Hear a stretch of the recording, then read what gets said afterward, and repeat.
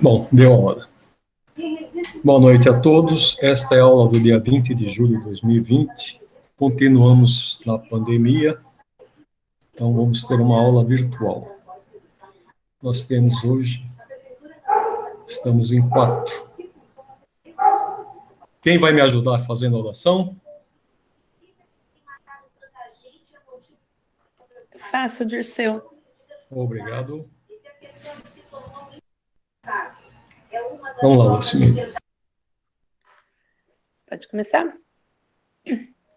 Sim?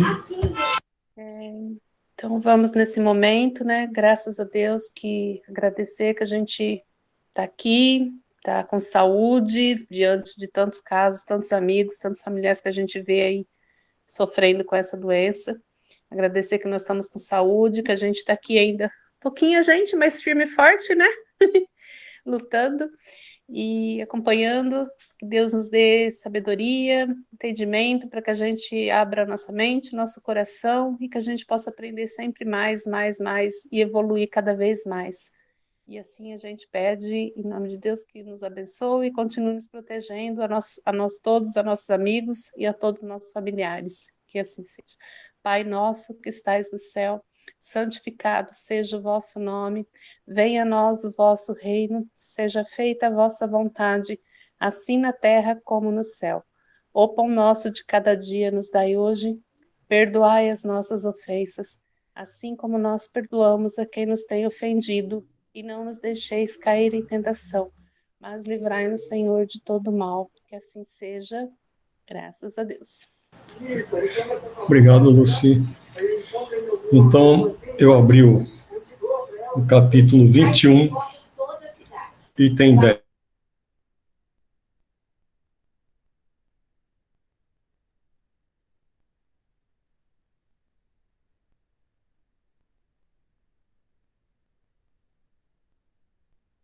Entre os espíritos orgulhosos, que sob falsa aparência de amor e caridade, semeiam desunião. Alguém quer falar alguma coisa? Semeiam desunião e retardam a obra emancipatória da humanidade, lançando de permeio seus sistemas absurdos, que podem ser aceitos através de seus médiuns, e para melhor fascinar aqueles que querem abusar, para dar mais peso às suas teorias, ornam-se sem escrúpulos de nomes que os homens não pronunciam senão com respeito. São eles que semeiam fermentos de antagonismo entre os grupos, que os impelem a isolar-se uns dos outros e a olharem-se com maus olhos. Só isso bastaria para desmascará-los, pois, agindo assim, eles mesmos reagem formalmente o que pretendem ser, cegos, pois são os homens que se deixam cair em tão grosseira armadilha. Mas há muitos outros meios de reconhecê-los.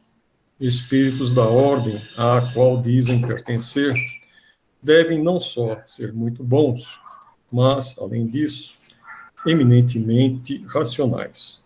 Pois bem, passai seus sistemas pela peneira da razão e do bom senso, e vereis o que restará. Portanto, haveis de convir comigo que todas as vezes que um espírito indica como remédio para os males da humanidade, ou como modos de se chegar à transformação, coisas utópicas e impraticáveis, medidas pueris e ridículas, e quando formula um sistema contraditório em relação às mais triviais noções da ciência, ele só pode ser um espírito ignorante e mentiroso. Por outro lado, crede que se a verdade nem sempre é apreciada pelos indivíduos, ela sempre o é pelo bom senso das massas. Isso também é um critério. Se dois princípios se contradizem, tereis a medida de seu valor intrínseco, procurando aquele que achar mais eco e simpatia. Com efeito, seria ilógico admitir que uma doutrina que vê diminuir o número de seus adeptos seja mais verdadeira que aquela que vê aumentar os seus. Deus, querendo que a verdade chegue a todos, não confina num círculo restrito. Ele a faz surgir em diferentes pontos, para que, em toda parte, a luz esteja ao lado das trevas. A afastar impiedosamente todos os espíritos que querem fazer-se conselheiros exclusivos, pregando a divisão e o isolamento. Quase sempre são espíritos vaidosos e medíocres, que tendem a impor-se aos homens fracos e crédulos, prodigalizando-lhes louvores exagerados a fim de fasciná-los e de mantê-los sob seu domínio. São geralmente espíritos sedentos de poder, que, déspotas públicos ou privados, quando vivos, também querem ter vítimas para tiranizar após a morte. Em geral, desconfiai das comunicações que têm um caráter de misticismo e de estranheza, e que prescrevem cerimônias e atos bizarros. Sempre há, nesses casos, um legítimo motivo de suspeita. Por outro lado, crede que quando uma verdade deve ser revelada à humanidade, ela é, por assim dizer, comunicada instantaneamente em todos os grupos sérios que possuem médiuns sérios, e não só a estes ou aqueles, excluindo os outros. Ninguém pode ser um médium perfeito se está obsediado, e a obsessão manifesta quando o médium não é apto a receber comunicações, senão de um espírito especial, por mais alto que esse espírito queira parecer.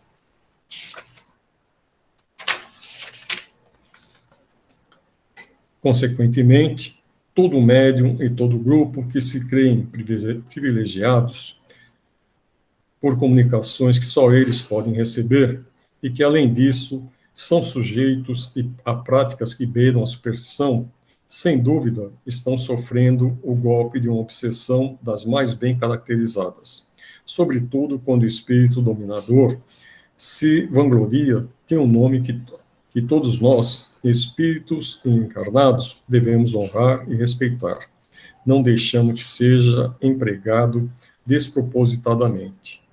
É incontestável que, submetendo todos os dados e todas as comunicações dos espíritos à prova da razão e da lógica, será fácil repelir o absurdo e o erro. Um médium pode ser fascinado, um grupo enganado.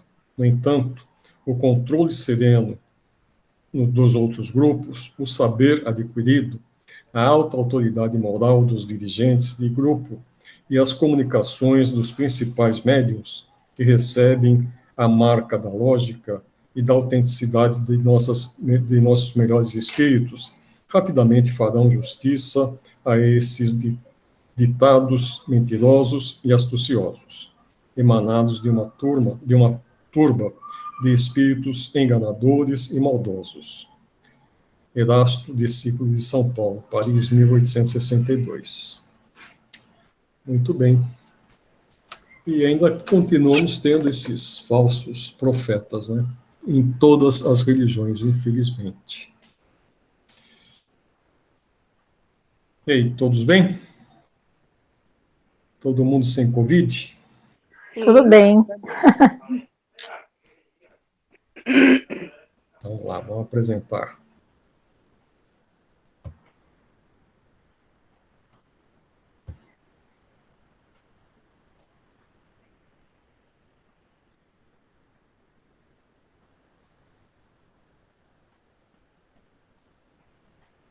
Apareceu a tela aí para vocês?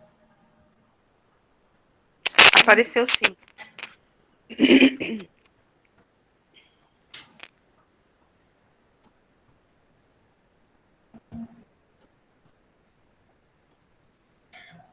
Pressentimentos. Essa palavra aqui a gente pode dividir em duas, né? Um pré-sentimento. Então vamos ver a explicação do Livro dos Espíritos. Pressentimento é sempre um aviso do espírito protetor? É o conselho íntimo e oculto de um espírito que vos quer bem. Também está na intuição da escolha que se haja feito. É a voz do instinto. Antes de encarnar, tem o espírito conhecimento das fases principais de sua existência, isto é, do gênero das provas a que se submete. Tendo estas caráter assinalado, ele conserva no seu fundo íntimo uma espécie de impressão de tais provas, e esta impressão, que é a voz do instinto, fazendo-se ouvir quando lhe chega o momento de sofrê-las, se torna pré-sentimento. 523. Acontecendo que os pré-sentimentos e a voz do instinto são sempre algum tanto vagos, que devemos fazer na incerteza em que ficamos? Quando te achares na incerteza, invoca o teu bom espírito, ou ora a Deus, soberano Senhor de todos, e ele te enviará um de seus mensageiros, um de nós. 524. Os avisos dos espíritos protetores objetivam unicamente o nosso procedimento moral, ou também o proceder que devamos adotar nos assuntos da vida particular? Tudo. Eles se esforçam para que vivais o melhor possível, mas quase sempre tapais os ouvidos aos avisos salutares e vos tornais desgraçados por culpa vossa. Os espíritos protetores nos ajudam com seus conselhos, mediante a voz da consciência, que fazem ressoar em nosso íntimo. Como, porém, nem sempre ligamos a isso a devida importância, outros conselhos mais diretos eles nos dão, servindo-se das pessoas que nos cercam. Examine cada um as diversas circunstâncias felizes ou infelizes da sua vida e verá que em muitas ocasiões recebeu conselhos de que se não aproveitou e que lhe teriam poupado muitos desgostos se houver escutado. Então, vamos separar aqui as coisas. O pressentimento, eu até procurei aqui no dicionário, ele quer dizer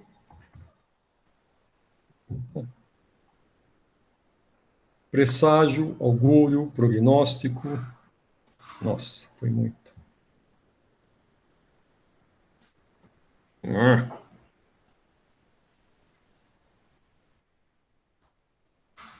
Augúrio, prognóstico, prenúncia,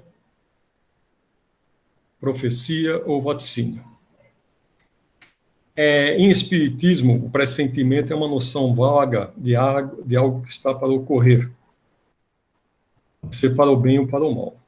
Então, nesse caso, é aquilo que foi explicado ali pelos espíritos, né? Que a gente, ao encarnar, a gente já sabe por quais provas nós vamos passar, e pode ser uma prova do bem, tá? Então, a gente tem um pressentimento que algo vai nos acontecer. Então, a gente fica naquela expectativa, né? Tem algumas pessoas que são ansiosas, ficam imaginando um monte de coisa. Então, a gente já tem, isso daí já é uma intuição, né? O que quer dizer intuição? Quer dizer que é dentro, é intuição, uma ação interna nossa, tá? Se ela for, então, se esse pressentimento for mais forte, ele se torna uma intuição.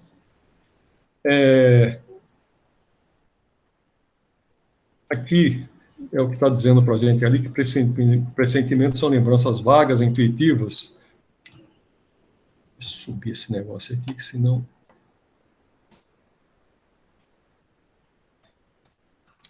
que o espírito aprendeu quando em estado de liberdade, e algumas vezes advertências ocultas dadas por espíritos benévolos.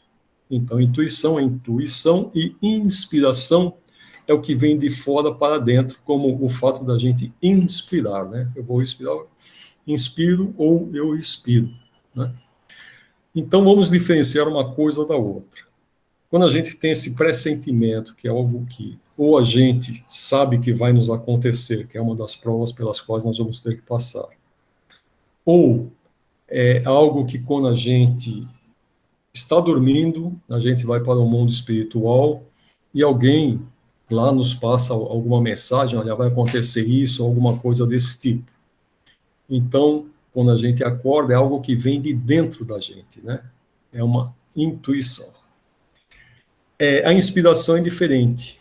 A inspiração a gente não tem noção nenhuma. Então, no momento que a gente precise, num momento qualquer, vem aquela inspiração. Então, é algo que vem de fora para dentro. Então, no caso de intuição, é algo que a gente viu quando em espírito. E no caso da inspiração, é algo que o nosso protetor está nos dizendo, ou alguma mensagem que está nos passando. Se a gente não escuta, às vezes eles mandam o recado através de alguém que não seja querido. Entenderam? Sim. Então, Se a intuição, ô, Dirceu, ela acontece só nesse caso que você falou, por exemplo, quando a gente acorda, vem aquela sensação. Ou acordado também acontece. pode ser acordado, porque é algo que vem de dentro de você. Então, Porque eu não sei distinguir se, no meu caso, é ansiedade ou se eu estou... Eu creio que é mais ansiedade. Não, estou sendo sincera. Para não haver nenhuma confusão, estou sendo sincera. Comigo, eu sou muito ansiosa, então eu estou sempre ali imaginando o que vai acontecer. Dizem que é falta de fé. Não é falta de fé, não. É que eu sou assim mesmo. Então, eu não sei se é uma intuição ou se é a minha ansiedade mandando. Então, olha, eu vou te dizer uma coisa, não sei se você vai gostar, mas dizem que o ansioso sofre pelo futuro e o rancoroso sofre pelo passado, tá? Então eu sofro pelo futuro.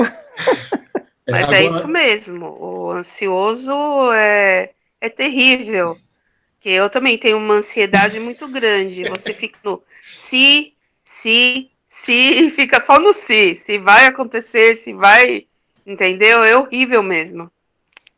Agora, vamos diferenciar a ansiedade da intuição, né? Essa sua ansiedade acaba acontecendo? Se acaba acontecendo? Algumas vezes, sim. Algumas vezes, sim. Então, aí na maioria das vezes, não. Na maioria das vezes, eu fico imaginando uma coisa, quando eu vou ver, não foi nada daquilo, foi bem mais sutil, bem mais fácil. Tá. Então, você já pode diferenciar, tá? Se não acontece, é ansiedade. Se aconteceu, foi uma intuição. Entendeu? Entendi. A diferença é bem grande, né? Nossa, descobri que eu sou 90% ansiosa. Então somos duas, Ana. Nada dá certo. Eu procuro não esquentar a cabeça nesse negócio, ficar sofrendo por antecipação não é legal. Mas o pior Espera é que acontecer. É uma coisa incontrolável, Dirceu. Eu não consigo controlar.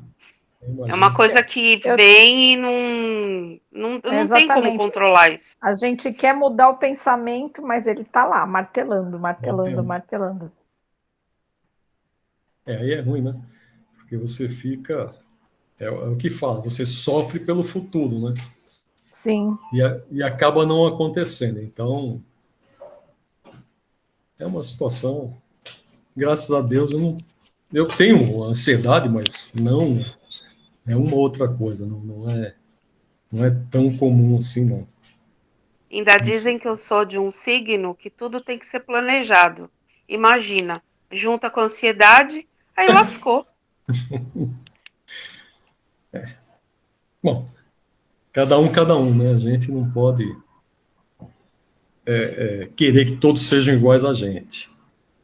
Mas se a ansiedade... Você é organizada, eu sou controladora. Lascou, Dirceu. Aí é difícil. Aí ela faz os outros sofrerem também, se ela é controladora. Sim, e como? Que eu falo 10 vezes a mesma coisa. Você passa a sua ansiedade para aqueles que estão próximos a você. Sim. Agora, bom, tem que tomar cuidado para que essa ansiedade não seja... acabe sendo prejudicial, que acabe chegando até numa depressão, né? Tem que controlar esse instinto. Eu acho que é um mau hábito que eu preciso consertar. Por exemplo, se você está passando por uma situação ruim, né?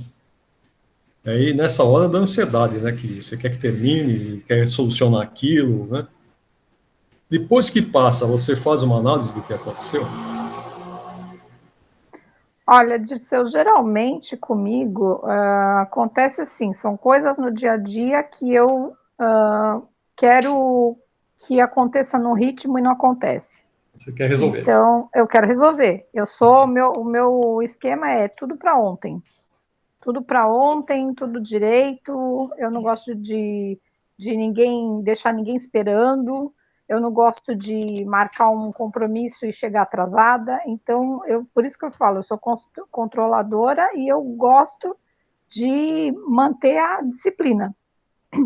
Então, eu fico sofrendo realmente quando eu vejo que eu não consigo controlar o meu entorno. Bom, eu também, eu gosto de fazer as coisas na hora. Eu não gosto de deixar para amanhã, não, eu faço hoje. Se é para hoje, eu vou fazer hoje. Eu não tem esse negócio aí, eu sou brasileiro, vou deixar para amanhã, empurrar. Tem que fazer. Uma vez a minha chefe falou, você é ansioso. Não, eu não sou ansioso. Você deu uma tarefa, eu vou fazer. Se eu posso fazer hoje, eu vou fazer hoje, entendeu? Então, a outra chefe que eu tinha lá, não, vai devagar, porque ela é bem devagar. Então, ela vai devagar, vai não sei o quê, e eu queria já resolver a coisa rápido. Não gosto de ficar enrolando, não. Nossa, isso dá agonia. Da agonia, ela ela para fazer uma coisa, ela pensa, deixa 2, 3 dias, vai fazer na última hora, entendeu? Eu não gosto de fazer as coisas de última hora. Eu gosto de fazer quando eu tenho tempo. É que nem essa outra chefe aí. Passava uma coisa pouquinho, que ela é ansiosa, né? Ela vinha passar outra e falei, para, eu sou homem, eu faço uma coisa por vez. O que você quer que eu faça primeiro? Tá certo. Então, continua fazendo o que você está. Então, tá. Então, quando acabar, vem ver esse novo. E não vem passar 20 coisas ao mesmo tempo, não, porque eu faço uma por vez. Eu sou homem. Não é que nem mulher que faz 10 ao mesmo tempo, né? Essa é uma questão sexual. Então, seguir.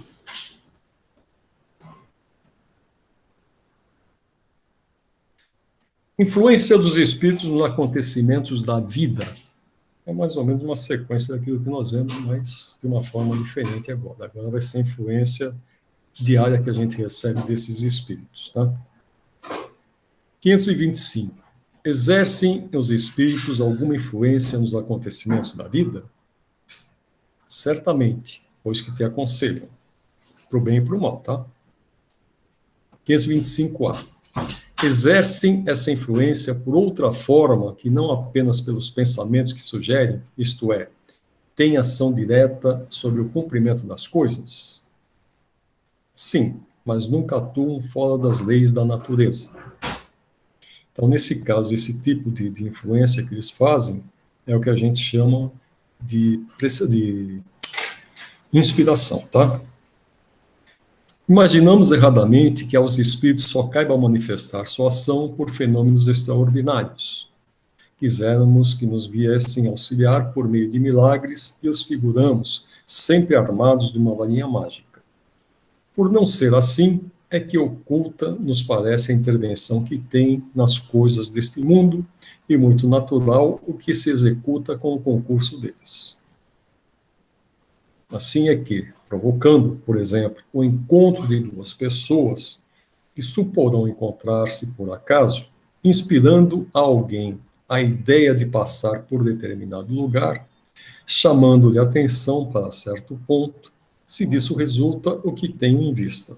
Eles obram de tal maneira que o homem, crente de que obedece ao impulso próprio, conserva sempre o seu livre-arbítrio. 526. Tendo como tem ação sobre a matéria, podem os espíritos provocar certos efeitos com o objetivo de que se dê um acontecimento? Por exemplo, um homem tem que morrer. Sobe uma escada, a escada se quebra e ele morre da queda. Foram os espíritos que quebraram a escada para que o destino daquele homem se cumprisse? É exato que os espíritos têm ação sobre a matéria, mas para cumprimento das leis da natureza, não para derrogar, fazendo que, em dado momento, ocorra um sucesso inesperado e em contrário àquelas leis. No exemplo que figuraste, a escada se quebrou porque se achava podre, ou por não ser bastante forte para suportar o peso do homem. mas não por influência dos espíritos, tá? Se era destino daquele homem perecer de tal maneira, os espíritos lhe inspiraram a ideia de subir a escada em questão, que teria de quebrar-se com seu peso, resultando-lhe daí a morte por um efeito natural e sem que para isso fosse mister a produção de um milagre. A escada, desculpa interromper, a escada, ela, como já falaram em palestras, ela serviu como instrumento. Ela foi o meio. Sim. Né? Isso. Foi o meio para que ele chegasse ao termo da vida. Então, como falou ali atrás, ela podia estar podre, ela podia não suportar o peso da pessoa, né? Podia ter um defeito qualquer que aparentemente ele não tenha visto, e ao subir na escada ele pereceu. Mas não que os espíritos tenham quebrado a escada, ou apenas o direcionaram à escada. O fizeram sugeriram, né, como foi dado no texto. Não, eles não sugeriram, né? Aqui embaixo, se era o destino inspirar a ideia daquele de subir homem... na escada, isso é inspirar, eu usei o termo errado. É que no caso foi inspiração, né? Não foi intuição. Tomemos um outro exemplo, em que não entre a matéria em seu estado natural. Um homem tem que morrer fulminado pelo raio, refugia-se debaixo de uma árvore, estala o raio e o mata. Poderá dar se tenham sido os espíritos que provocaram a produção do raio e que o dirigiram para o homem? Dá-se o mesmo que anteriormente. O raio caiu sobre aquela árvore em tal momento, porque estava nas leis da natureza que assim acontecesse. Não foi encaminhado para a árvore por se achar debaixo dela o homem. Então a árvore não teve que morrer, ela já ia receber o raio, tá? A este sim foi inspirada a ideia de se abrigar debaixo de uma árvore sobre a qual cairia o raio, porquanto a árvore não deixaria de ser atingida, só por não lhe estar debaixo da fronde o homem.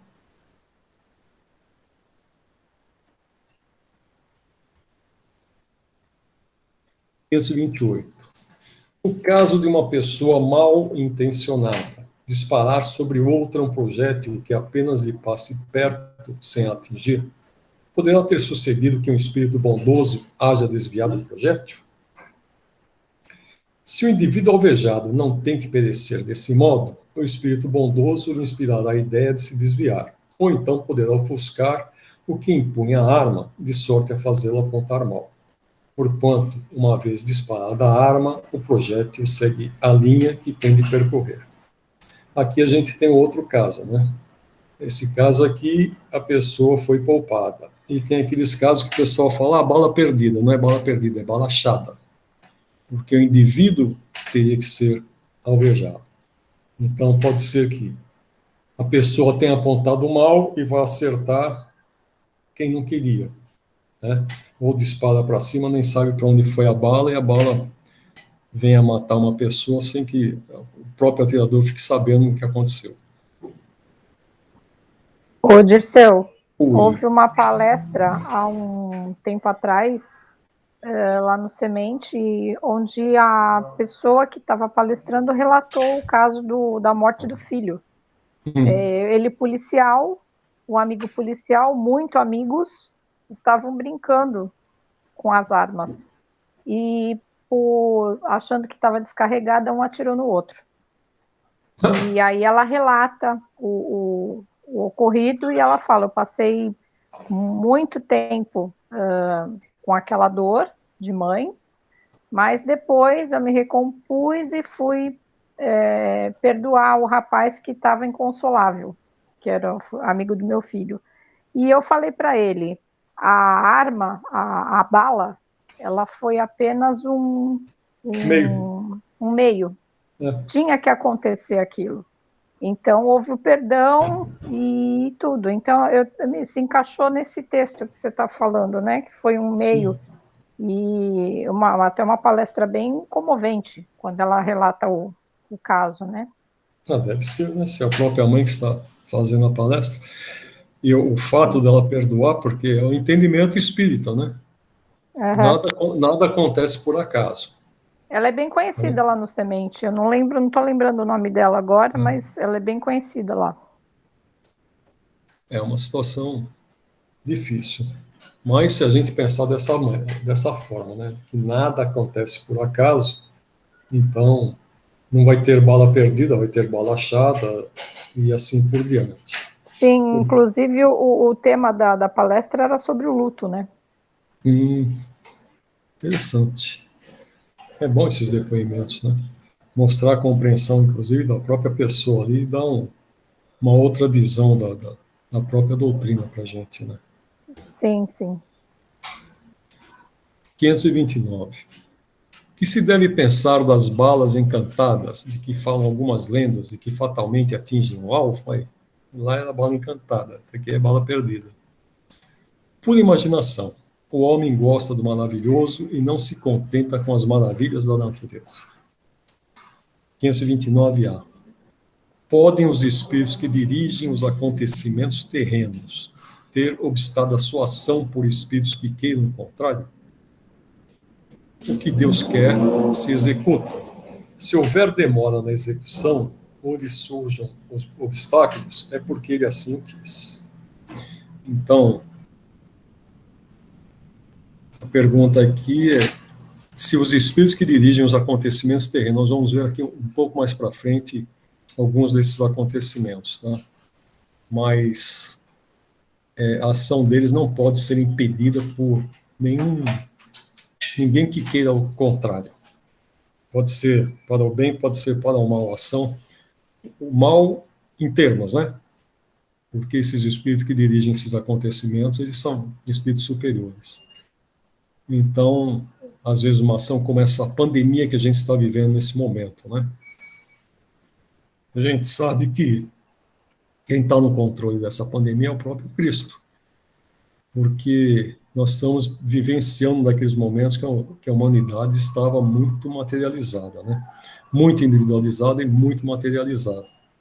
E parece que nem com essa pandemia as pessoas estão aprendendo. A gente vê alguns acontecimentos aí que nos deixam de cabelo em pé, os poucos que me restam, tá? 530. Não podem os espíritos levianos e zombeteiros criar pequenos embaraços à realização dos nossos projetos e transtornar as nossas previsões? Serão eles, numa palavra, os causadores do que chamamos pequenas misérias da vida humana? Eles se comprazem em vos causar aborrecimentos, que representam para vós provas destinadas a exercitar a vossa paciência. Cansam-se, porém, quando veem que nada conseguem. Entretanto, não seria justo nem acertado imputar-lhes todas as decepções que experimentais e de que sois os principais culpados pela vossa irreflexão. Fica certo de que, se a tua louça se quebra, é mais por desazo teu do que por culpa dos espíritos.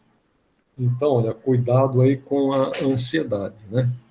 Esse tipo de espírito, eles podem se comprazer e ficar criando situações para que vocês fiquem cada vez mais ansiosas, tá? Mas não quer dizer, vocês estão no domínio. Eu já pensei nisso vocês também. estão no domínio, né? Fala. Eu disse que eu já pensei nisso. Com certeza. Aí é que está. O nosso comportamento, eles acabam percebendo. Eles podem, através da forma como a gente se comporta, eles podem vir e ficar brincando com a gente, tá? Acaba sendo até uma obsessão a atuação deles, porque eles vêm para brincar com a gente e você está sofrendo, né? E ele acaba se achando o bom por estar fazendo aquilo, mas uma parte é o seu próprio comportamento. Então, você é que dá vazão a que eles agem dessa maneira. Então, vamos seguir. Entendi. Entendeu ou não?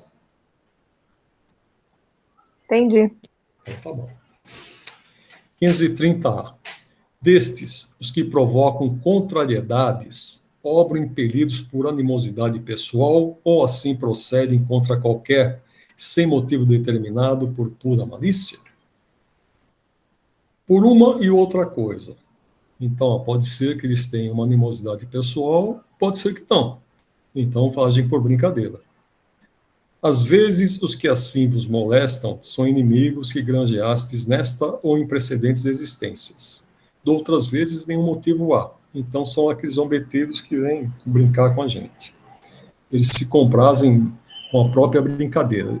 Na realidade, você não pode comparar um espírito desse com um obsessor, né? Que o obsessor, ele tem aquele ranço, ele não larga da gente. E esse daí, uma hora, ele próprio pode se cansar com as próprias brincadeiras dele e se afastar.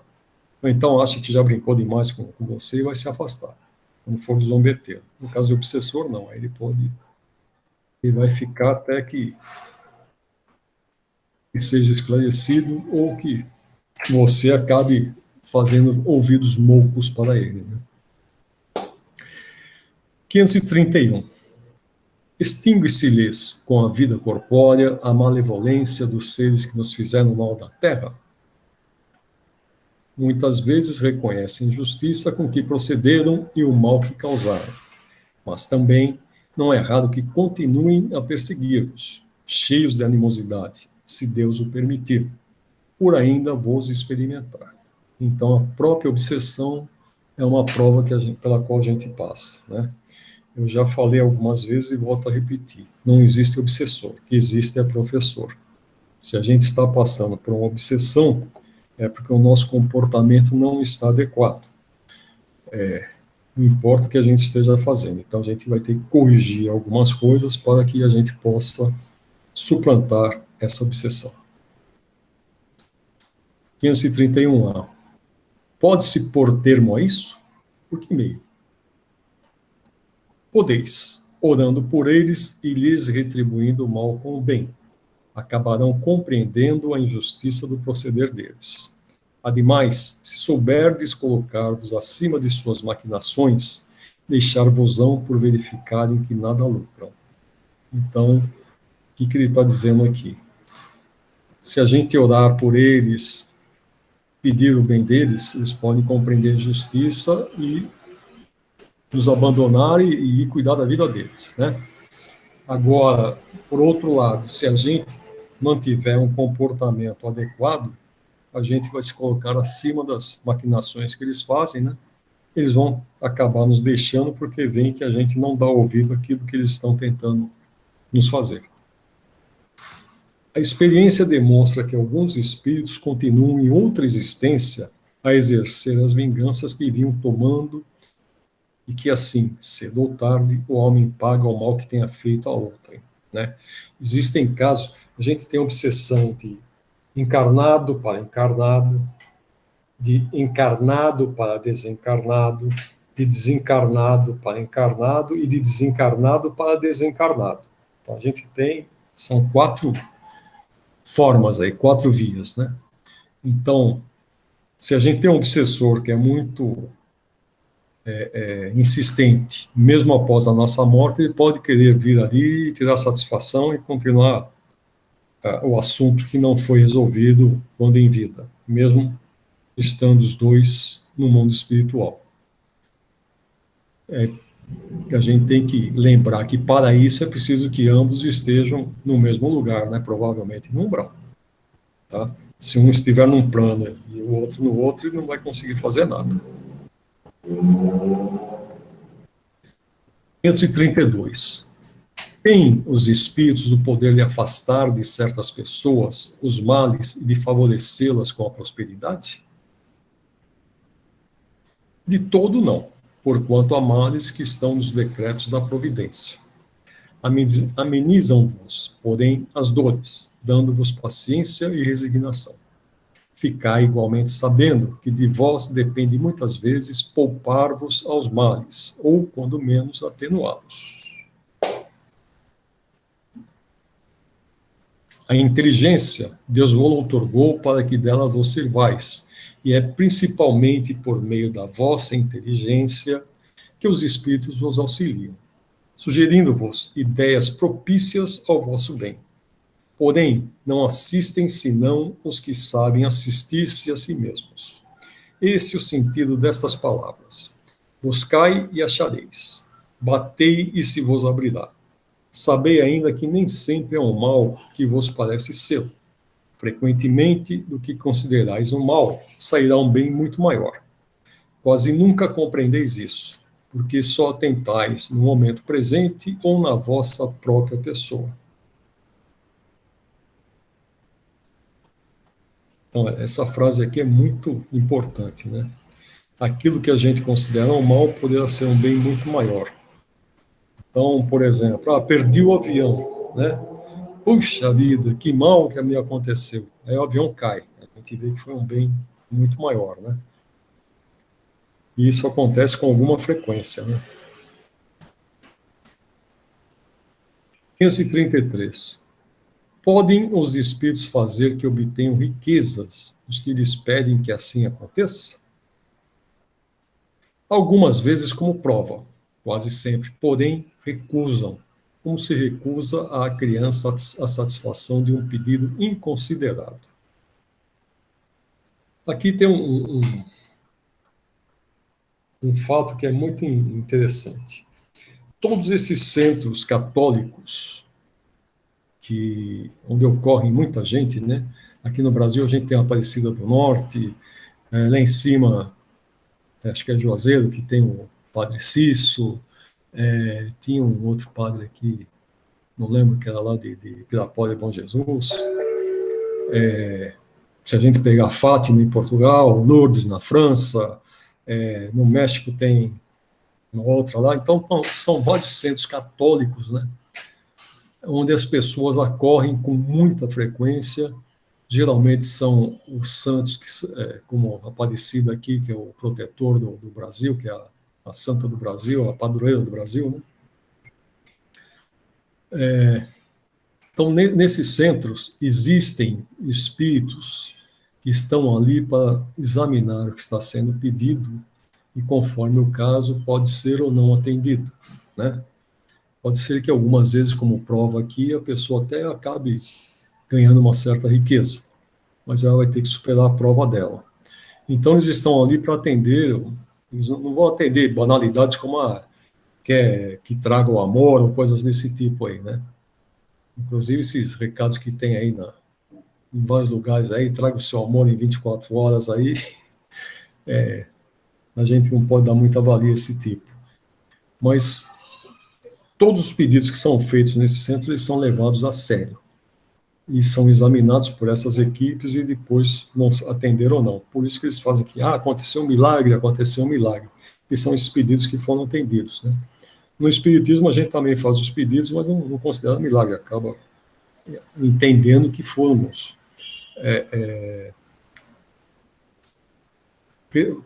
atendidos pelos espíritos, pelos mentores espirituais.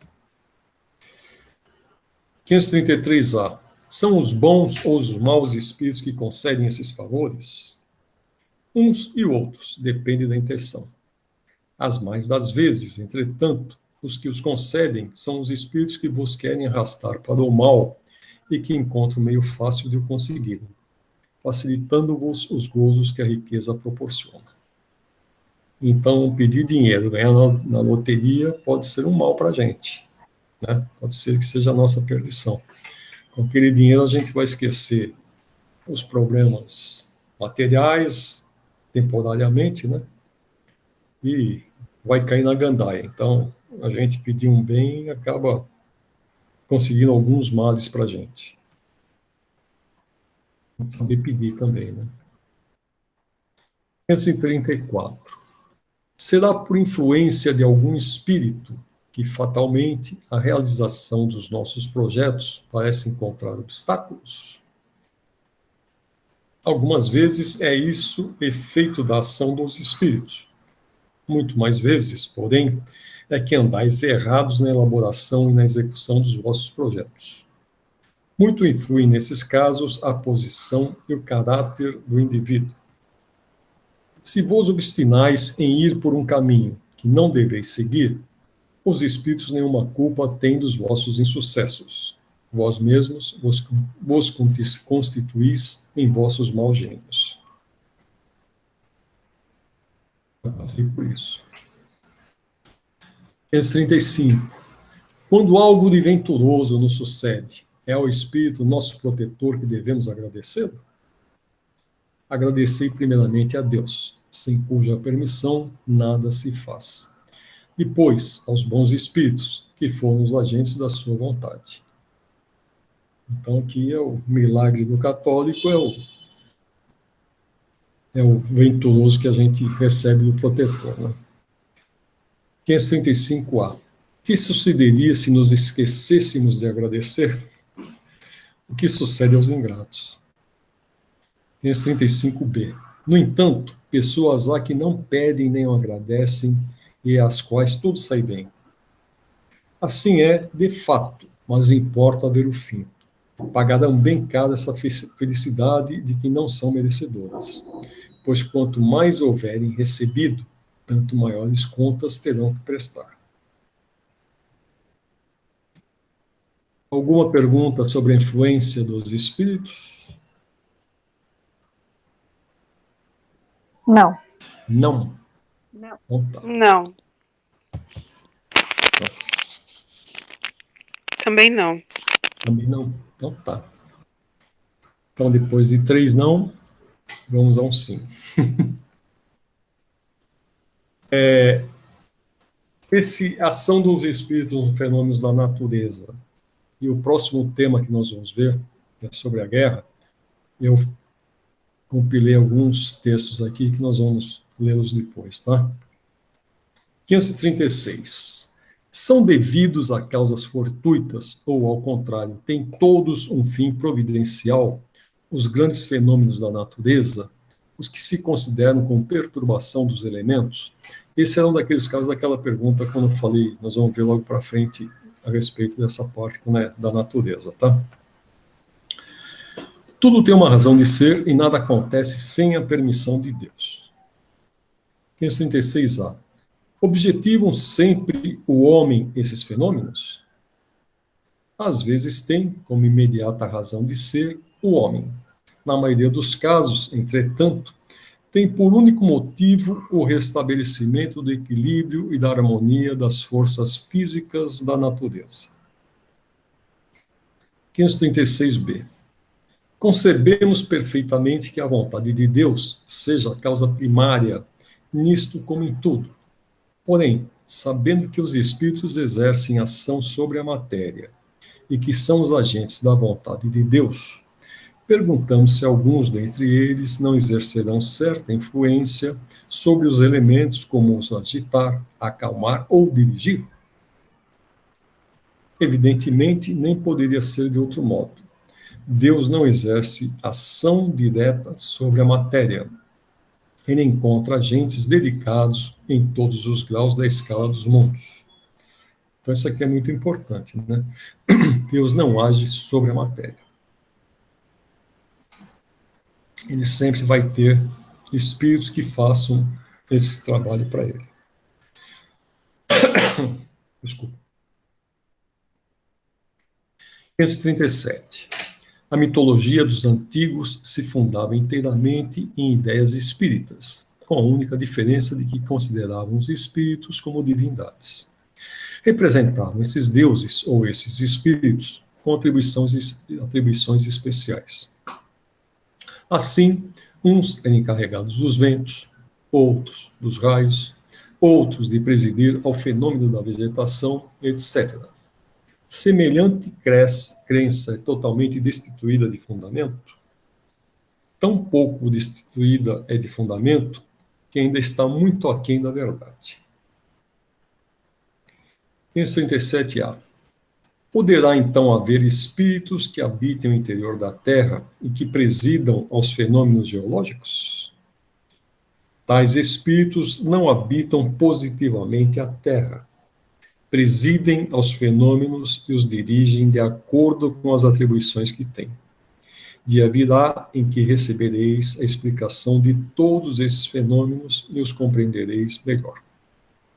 Então, o que eles estão nos dizendo aqui? A pergunta primeira lá sobre a mitologia, né? Tem, antigamente, todas as raças, né, no seu princípio, tudo aquilo que para eles não podiam explicar acabavam se tornando deuses, né?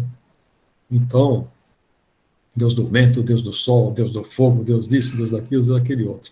Às vezes o próprio sol era um Deus, né? Deus, a lua, Deus e assim por diante. Depende do povo.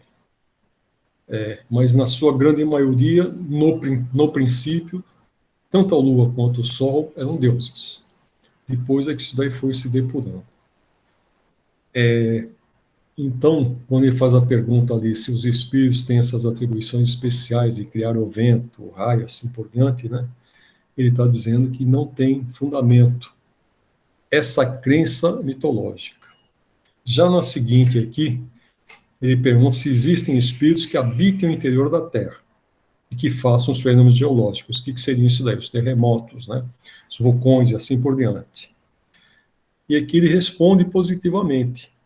Ele diz que existem os espíritos, mas que eles não habitam a Terra. Eles presidem esses fenômenos e os dirigem de acordo com as atribuições que têm. E um dia nós iremos saber melhor a respeito disso.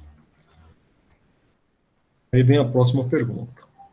Formam categoria especial no mundo espírita os espíritos que presidem os fenômenos da natureza? Serão seres à parte ou espíritos que foram encarnados como nós? Por que o Kardec fez essa pergunta aqui?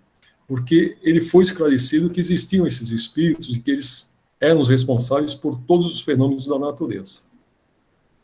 Então, ele não colocou isso aqui, mas a pergunta dele vem em função disso daí. Eu vou buscar na revista Espírita essa comunicação, depois eu vou passar para vocês, tá? Então, aqui, ele pergunta se eles foram encarnados como nós, e a resposta é que foram ou que serão. 538A. Pertencem esses espíritos às ordens superiores ou às inferiores da hierarquia espírita? Isso é conforme seja mais ou menos material. Mais ou menos inteligente o papel que desempenha. Uns mandam, outros executam. Os que executam coisas materiais são sempre de ordem inferior, assim entre os espíritos como entre os homens. Kardec recebeu uma comunicação de um espírito que a gente chama, hoje a gente denomina como elemental. E foi em função dessa comunicação desse espírito que ele acabou fazendo essas perguntas aqui. Foi esclarecido a ele que todos esses fenômenos da natureza sempre têm influência de espíritos. Então, o que eles estão dizendo aqui? Tem espíritos de ordem inferior que obedecem, e tem um espírito de ordem superior que é aquele que comanda. Então, essa atividade que nós tivemos há poucos dias aí, lá em Santa Catarina, aquele, ciclone bomba, né? Teve ação de espíritos. Então, por que teve aquela ação? Por que pereceram aquelas pessoas? Não sei nem se morreu. Acho que morreram algumas pessoas, né? Então, o resultado foi esse ciclone bomba, que foi influenciado por espíritos, esses elementais que são de ordem inferior. Mas algum espírito superior fez com que acontecesse aquilo, houve o dano material, né, principalmente, que foram muitas casas destruídas, porque aquelas pessoas teriam que passar por essa prova. 539. A produção de certos fenômenos, das tempestades, por exemplo, é obra de um só espírito, ou muitos se reúnem formando grandes massas para produzi-los? Reúne-se em massas inumeráveis. 540. Os espíritos que exercem ação nos fenômenos da natureza operam com conhecimento de causa, usando do livre-arbítrio, ou por efeito de instintivo ou irrefletido impulso? Uns sim, outros não. Então, alguns, o que ele fala aqui? Uns sim, que têm conhecimento de causa e estão usando o livre-arbítrio. E outros não. Não têm conhecimento de causa porque são os comandados, tá? Um espírito superior manda, eles acabam obedecendo. Estabeleçamos uma comparação. Considera essas miríades de animais que, pouco a pouco, fazem emergir do mar ilhas e arquipélagos, né, que são os corais. Julgas que não há aí um fim providencial e que essa transformação da superfície do globo não seja necessária à harmonia geral? Entretanto, são animais de ínfima ordem que executam essas obras, provendo às suas necessidades e sem suspeitarem de que são instrumentos de Deus. Pois bem, do mesmo modo, os espíritos mais atrasados oferecem utilidade ao conjunto. Interessante ele colocar aqui que são animais, né? Que até então pensava-se que os corais eram vegetais, hoje sabe que realmente são animais. Isso 200 anos antes que o pessoal descobrisse. 150 anos. Enquanto se saiam para a vida, antes que tenham plena consciência de seus atos e estejam no gozo pleno do livre-arbítrio, atuam em certos fenômenos, de que inconscientemente se constituem os agentes. Primeiramente, executam. Mais tarde, quando suas inteligências já houverem alcançado um certo desenvolvimento, ordenarão e dirigirão as coisas do mundo material. Depois, poderão dirigir as do mundo moral. É assim que tudo serve, que tudo se encadeia na natureza, desde o átomo primitivo até o arcanjo, que também começou por ser átomo. De harmonia, que o vosso acanhado espírito ainda não pode apreender em seu conjunto. Então, aqui, em função dessa frase aqui, o Chico aqui falava que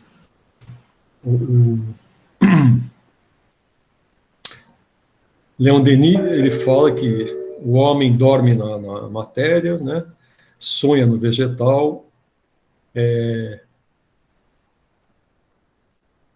não sei o que, no animal, e depois ele acorda no hominal.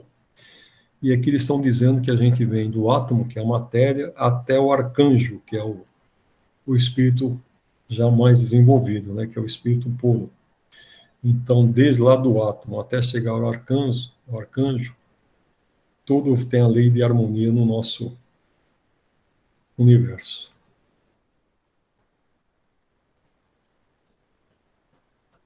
Infelizmente, eu não peguei essa reportagem do Elemental, mas eu vou achar onde que ela está e vou colocar aqui nos meus apontamentos depois.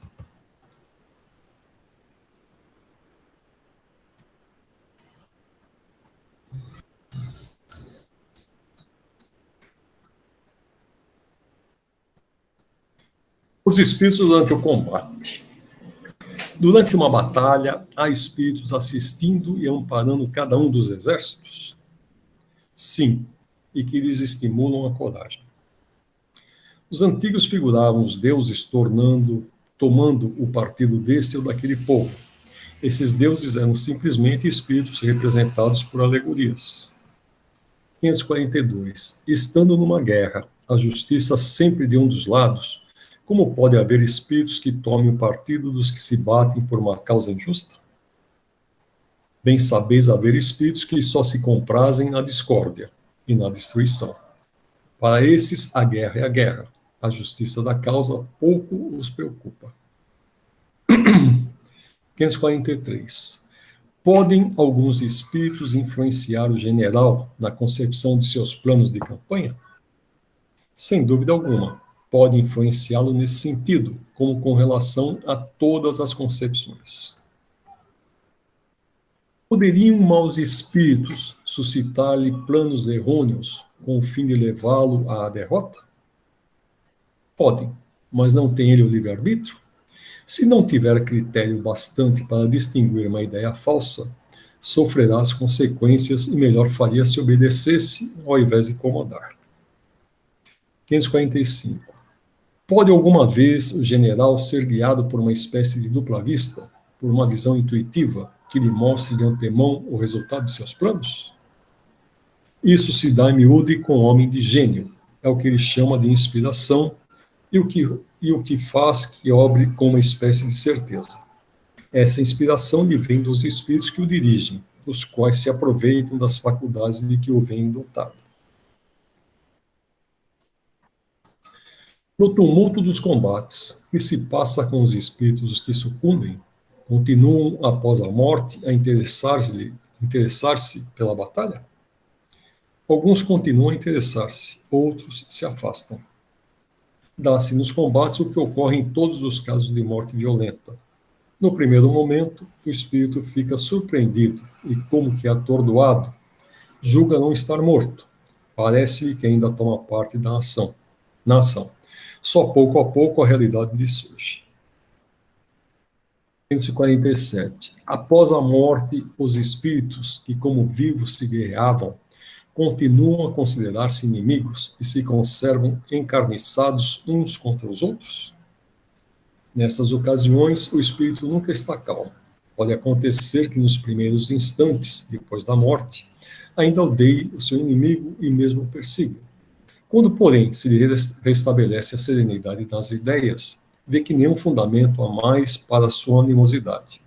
Contudo, não é impossível que dela guarde vestígios mais ou menos fortes, conforme o seu caráter. 547A. Continua a ouvir o rumor da batalha? Perfeitamente. 548. O espírito que, com o espectador, assiste calmamente a um combate, observa o ato de separar-se a alma do corpo? Como é que esse fenômeno se lhe apresenta à observação? Raras são as mortes verdadeiramente instantâneas. Na maioria dos casos, o espírito, cujo corpo acaba de ser mortalmente ferido, não tem consciência imediata desse fato. Somente quando ele começa a reconhecer a nova condição em que se acha, é que os assistentes podem distingui-lo a mover-se ao lado do cadáver. Parece isso tão natural que nenhum efeito desagradável lhe causa a vista do corpo morto. Tendo-se a vida todo concentrada no espírito, só ele prende a atenção dos outros. É com ele que esses conversam, ou a ele é que fazem determinações.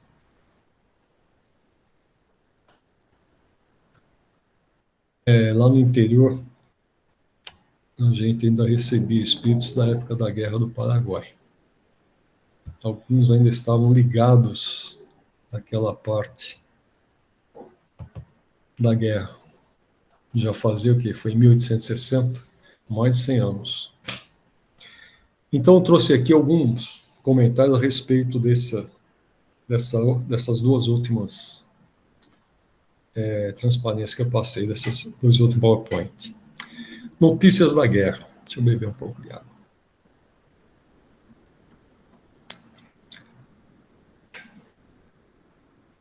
O governo permitiu que jornais avessos à política dessem notícias da guerra. Como, porém, são abundantes os relatos de todos os gêneros, seria inútil repeti-los aqui. O que talvez constitua mais novidade para os nossos leitores é um relato que procede de outro mundo, embora não seja extraído da fonte oficial do Montenier, Monité, nem por isso oferece menor interesse, do ponto de vista dos nossos estudos. Assim, pensamos em interrogar algumas das gloriosas vítimas da vitória, presumindo aí pudéssemos encontrar alguma instrução de utilidade. Tais assuntos de observação e, sobretudo, de atualidade, não se apresentam todos os dias. Não conhecendo pessoalmente nenhum dos participantes da última batalha, rogamos aos espíritos assistentes que nos enviassem alguém. Pensamos até mesmo encontrar mais liberdade num desconhecido do que na presença de amigos ou parentes dominados pela emoção. Logrando resposta afirmativa, obtivemos as seguintes conversas. O Zoavo de Magenta, primeira conversa. 1. Rogamos a Deus Todo-Poderoso permitir ao espírito de um dos militares mortos na Batalha de Magenta que se comunique conosco. E quereis saber? Onde vos encontráveis quando vos chamamos? Não saberia dizer. Quem vos preveniu que desejaríamos nos entreter convosco? Alguém mais astuto do que eu. Quando na carne duvidáveis que os mortos pudessem vir conversar com os vivos? Oh, isso não. Que sensação experimentais por vos encontrares aqui? Isso me dá prazer. Conforme dizem, deveis fazer grandes coisas. A que corpo do exército pertencieis? Alguém diz em voz baixa, pela linguagem deve ser um sussurro. Ah, dissestes bem. Qual era o vosso posto? O de todo mundo. Como vos chamáveis? José Midar. Joseph Midar. Como restes? Quereis saber tudo sem nada pagar? Ora, vamos, não perdesse o vosso bom humor. Falai primeiro, depois pagaremos. Como restes? De uma mecha que dispararam contra mim. Ficasses contrariado com a morte? Bom, palavra de honra, estou bem aqui. No momento da morte, percebestes logo que havias morrido? Não, eu estava tão atordoado que não podia acreditar. Observação. Isso concorda com o que temos observado nos casos de morte violenta. Não se dando conta imediatamente da sua situação, o espírito não se julga morto. Esse fenômeno se explica muito facilmente. É análogo ao dos sonâmbulos, que não acreditam que estejam dormindo realmente, e não estejam dormindo. Realmente, para o sonâmbulo, a ideia de sono é sinônimo de suspensão das faculdades intelectuais. Ora, como ele pensa, não acredita que dorme. Só mais tarde reconhece a verdade. Ao se familiarizar com o sentido ligado a essa palavra, acontece a mesma coisa com o espírito surpreendido por morte súbita, quando não se havia preparado para a separação do corpo. Para ele, a morte é sinônimo de destruição, de aniquilamento. Ora, desde que vê, sente e raciocina, julga não ter morrido. É necessário certo tempo para poder reconhecer-se. No momento em que morrestes, a batalha não havia ainda terminado. Acompanhaste as tuas peripécias? Sim, pois já vos disse que não me julgava morto. Queria continuar maltratando os cães do outro lado. Que sensações experimentáveis! Eu estava encantado, sentia-me leve. Vieis os espíritos dos vossos camaradas ao deixar o corpo? Não me preocupava com isso, pois não me julgava morto. Nesse momento em que se tornava essa multidão, os de espíritos que deixavam a vida no fragor da batalha, creio que faziam o mesmo que eu. Ao se acharem reunidos no mundo espiritual, que pensavam os espíritos que se batiam mais encarniçadamente, ainda revelavam animosidade uns com os outros? Sim, durante algum tempo e conforme o seu caráter. Reconhecei-vos melhor agora? Sem isso não me teria enviado aqui. Poderias dizer-nos se entre os espíritos de pessoas mortas há muito tempo não se encontravam alguns interessados no desfecho da batalha? Rogamos a São Luís que auxiliasse em suas respostas, a fim de que, para nossa instrução, fossem elas tão explícitas quanto possível. Em grande quantidade. É bom, grande quantidade o quê? Espíritos, pessoas mortas. É bom que saibais que esses combatentes e suas consequências são preparados com muita antecedência, e os nossos adversários não se envolveriam em crimes, como de fato ocorreu, se a isso não houvessem sido impedidos, tendo em vista as consequências futuras que não tardareis a conhecer. Deveria haver quem se interessasse pelo sucesso dos austríacos, estabelecendo dois campos entre eles? Evidentemente. Então, o que ele está respondendo aqui? Que dos dois lados haviam espíritos desencarnados que estavam com interesse naquela batalha.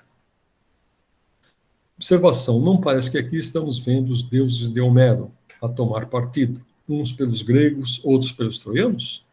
Com efeito, quem eram esses deuses do paganismo, senão os espíritos que os antigos haviam transformado em divindades? Não temos razão quando dizemos que o espiritismo é a luz que esclarecerá mais de um mistério, a chave de mais de um problema? Eles exerciam uma influência qualquer sobre os combatentes? Muito considerável. Poderia descrever a maneira pela qual eles exerciam essa influência? Da mesma maneira porque são exercidas todas as influências que os espíritos produzem sobre os homens. Esperais fazer agora? Estudar mais do que eu fiz durante minha última etapa. Retornareis para assistir como espectador aos combates que ainda se travam? Ainda não sei. Tenho afeições que me prendem no momento. Contudo, de vez em quando pretendo dar umas escapadelas para me divertir com as escaramuças subsequentes. De que gênero de afeição você tem ainda? Uma velha mãe doente, sofredora, que chora por mim. Peço-me desculpeis o mau pensamento que acaba de me atravessar o espírito. relativamente à afeição que vos retém. Não vos quero mal por isso. Falo tolices para que possais rir um pouco. É natural que não me tomeis por grande coisa, tendo em vista o honroso corpo a que pertencia. Ficai tranquilos. Eu só me engajei por causa da minha pobre mãe. Mereço um pouco que me tem mandado a vós. Quando vos encontrastes entre os espíritos, ouvis o rumor das batalhas? Vis as coisas tão claramente como em vida? A princípio eu a perdi de vista, mas depois de algum tempo via muito melhor, porque percebia todas as artimanhas. Pergunto se ouvis o troar dos canhões. Sim. No momento da ação, pensáveis na morte e naquilo em que vos tornarias caso fosseis morto? Eu pensava no que seria da minha mãe. Era a primeira vez que entraves no fogo da batalha? Não, não. E a África? Vistes a entrada dos franceses em Milão? Não. Aqui sois o único dos que morreram na Itália? Sim. Pensais que a guerra durará muito? Não. É fácil e, ademais, de pouco valor essa predição. Quando entre os espíritos vede um dos vossos chefes ainda o reconhecer como vosso superior, se ele o for, sim, se não, não.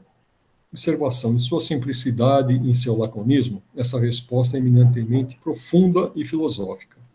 No mundo espírita, a superioridade moral é a única que se reconhece. Quem não a teve na Terra, qualquer que tenha sido a sua posição, não terá nenhuma superioridade, né? Naquele mundo, o chefe pode estar abaixo do soldado, o patrão em posição inferior ao servo. Que lição para o nosso orgulho? Pensais na justiça de Deus e vos inquietais por isso? Quem não pensaria? Mas, felizmente, não tenho muito a temer. Resgatei por algumas ações que Deus considerou boas as raras escapadelas que pude cometer na qualidade de Zozo, conforme dissestes. Assistindo a um combate, poderíeis proteger um dos vossos camaradas e desviar-lhe um golpe fatal? Não, isso não está em nosso poder. A hora da morte é marcada por Deus. Se devemos passar por ela, nada o poderá impedir, como ninguém o poderia atingir se sua hora não houvesse soado. Vedes o general Spinazzi? Ainda não o vi, mas espero vê-lo em breve. Aí veio uma segunda conversa no dia 17 de junho. Vocação, presente, firme em frente. Lembrais de ter vindo aqui há 8 dias? Claro. Disseste ainda não ter visto o general Spinazzi. Como poderíeis reconhecê-lo, já que ele não estará envergando seu hábito de general? De fato, mas eu o conheço de vista. Além disso, temos uma porção de amigos sempre prontos a nos dar a senha. Aqui não é como aí, pois não temos medo de trombar com ninguém, e vos asseguro que somente os velhacos ficam sozinhos. Sob que aparência vos encontrais agora? Aqui, zoavo. Se vos pudéssemos ver, como vos veríamos? De turbante e culote.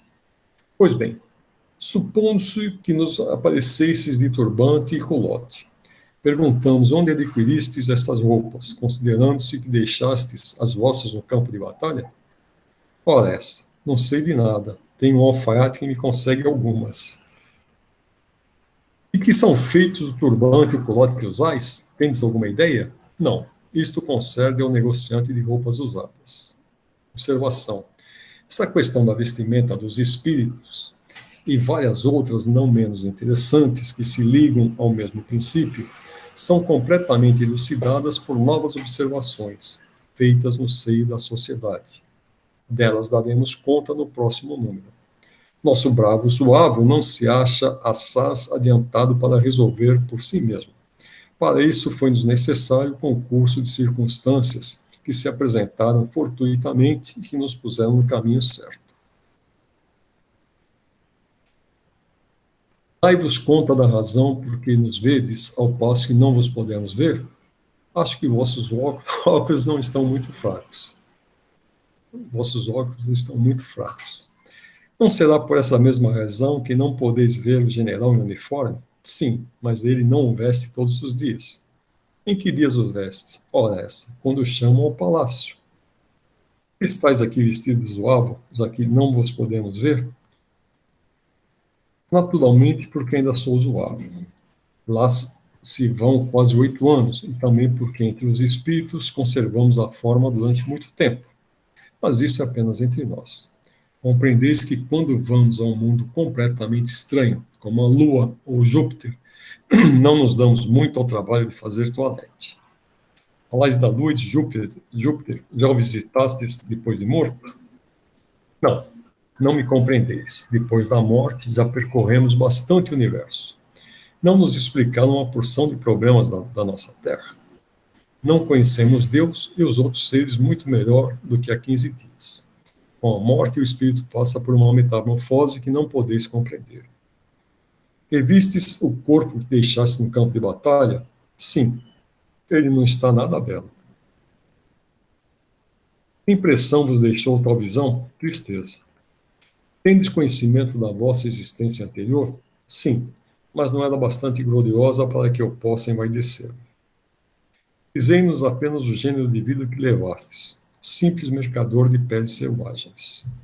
Agradecemos por vos haveres voltado uma segunda vez. Até breve. Isso me diverte e me instrui, desde que me tolerem. Bem, aqui. Retornarei de bom grado. Eu não pesquisei que ela zoava, depois eu vou pesquisar e colocar aqui, tá? Agora de um oficial do Exército da Itália. Aqui na época de Kardec houve uma guerra da Itália contra a Áustria, e a França se uniu à Itália. Então, por isso que ele falou daquele general Spinazzi, e agora está falando de um oficial do Exército da Itália. Tá? Segunda entrevista. Depois vou ver se eu acho a primeira. Tá? Evocação. Eis-me aqui, falai. Prometesse voltar e ver-nos e aproveitamos o ensejo para vos pedir algumas explicações complementares. De bom grado. Depois da vossa morte, chegastes a assistir a alguns combates? Sim, ao último. Quando, como espírito, testemunhais um combate e vedes os homens se matarem mutuamente, experimentais algum sentimento de horror, da mesma forma que também o experimentaríamos se presenciássemos cenas semelhantes? Sim, mesmo como homem eu já o experimentava. Entretanto, o respeito humano reprimia esse sentimento como indigno de um soldado. Há espíritos que sentem prazer vendo essas cenas de carnificina? Poucos. Que sentimentos experimentam a essa visão os espíritos de ordem superior? Grande compaixão, quase desprezo. Aquilo que vós mesmos experimentais quando vedes os animais se dilacerarem entre si. Assistindo a um combate e vendo homens morrer, testemunhais a separação entre a alma e o corpo? Sim.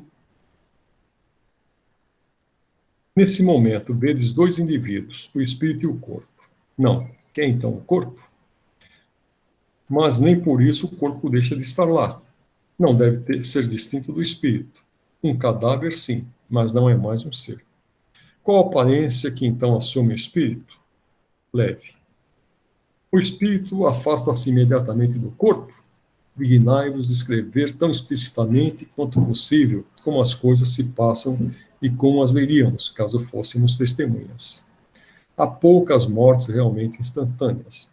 O espírito, cujo corpo foi atingido por uma bala, a maior parte do tempo argumenta consigo mesmo: vou morrer. Pensemos em Deus e no céu. Adeus, terra que eu amava.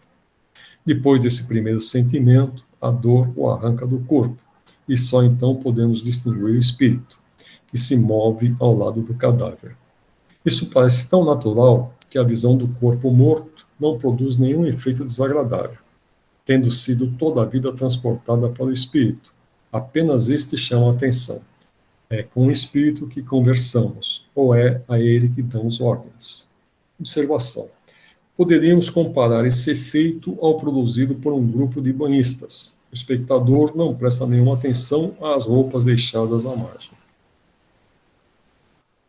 Surpreendido por uma morte violenta, geralmente por algum tempo, o homem não se julga morto. Como se explica a sua situação e como pode ter ele ilusões, já que deve sentir perfeitamente que seu corpo não é mais material e resistente? Ele o sabe, não é ilusão. Observação. Isto não é perfeitamente exato. Sabemos que, em certos casos, os espíritos se iludem julgando não estar mortos. Acabam até ficando no corpo, né? Depois vem aquele sofrimento dos bichos comendo o corpo. Uma tempestade violenta desabou no fim da batalha de Solferino. Foi por uma circunstância fortuita ou por um desígnio providencial? Toda circunstância fortuita resulta da vontade de Deus. Essa tempestade tinha um objetivo? Qual seria? Sim, por certo, fazer cessar o combate. Foi provocado no interesse de uma das partes beligerantes? Qual? Sim, sobretudo para os nossos inimigos. Por que isso? Poderia explicar mais claramente? Perguntai-me por quê? Acaso ignorais que, sem essa tempestade, nossa artilharia não teria deixado escapar um só austríaco? Se tal tempestade foi provocada, deve ter tido agentes. Quais eram os agentes? A eletricidade. É o agente material. Mas haverá espíritos que têm por tarefa conduzir os elementos? Não. A vontade de Deus é suficiente. Ele não necessita de ajudantes tão elementares. Então, aqui acaba essa entrevista com esse oficial. Agora vem aqui falando sobre essa tempestade especificamente, tá? Tempestades, papel dos espíritos nos fenômenos naturais. Que são as perguntas que nós estamos estudando ali no livro dos espíritos, tá?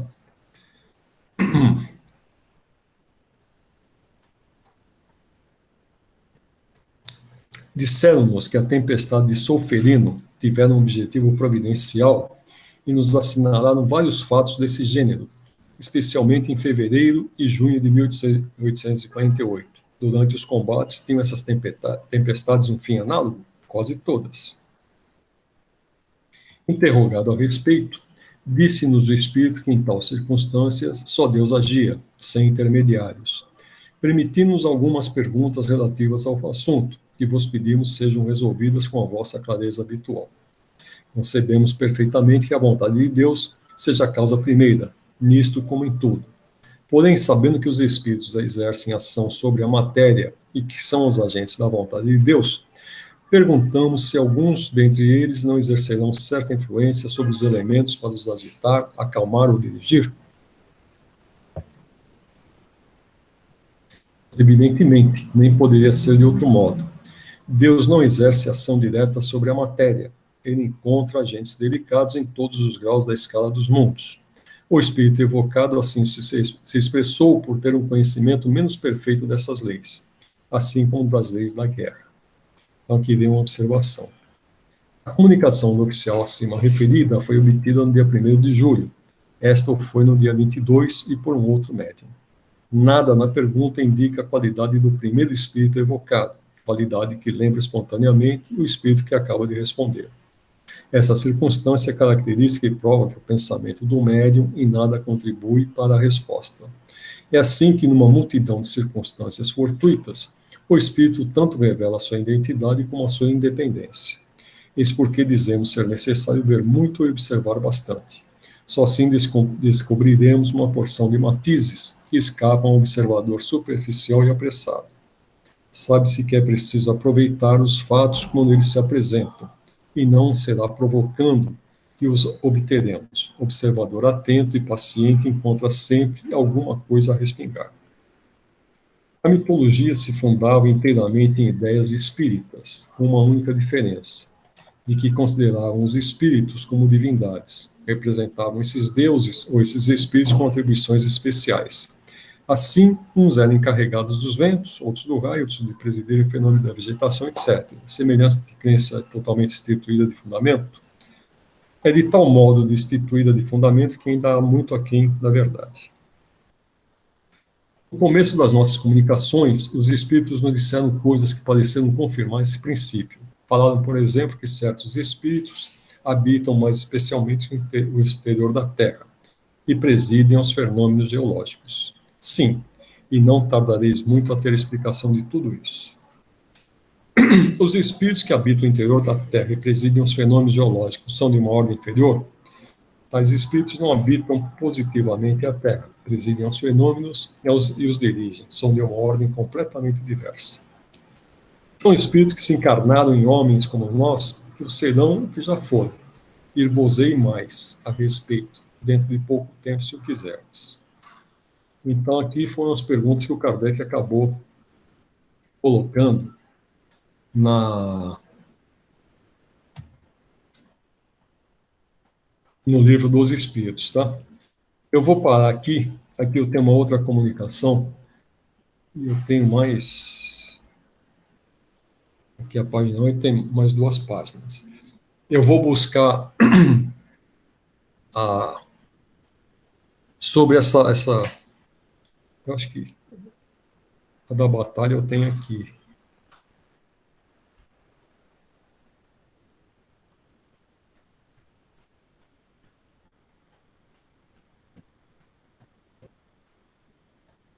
Não está aqui, mas eu tinha feito o apontamento.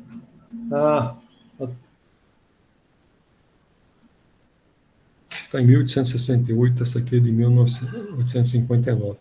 Eu vou procurar, mas eles falam a influência dos espíritos que eles acabaram influenciando na tempestade, justamente para que os canhões dos italianos, dos franceses, dos franco-italianos, né, não acabassem totalmente com o exército austríaco na época.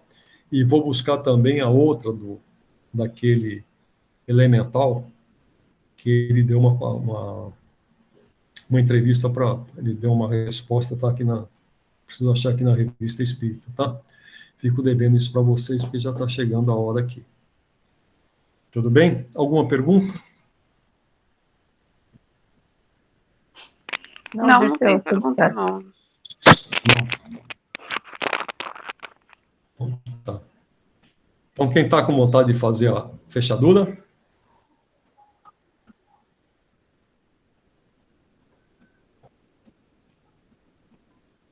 Eu faço. Obrigado. Já que ninguém se manifesta, né? A gente faz. Vamos agradecer nesse momento a aula de hoje, por todos esses ensinamentos, e que, como sempre eu falo, que a gente consiga levar tudo que a gente aprende para a nossa semana, que seja mais uma semana de paz, harmonia, entendimento, paciência acima de tudo. Que assim seja. Ave Maria, cheia de graça, o Senhor é convosco, bendita sois vós entre as mulheres, bendito é o fruto do vosso ventre, Jesus.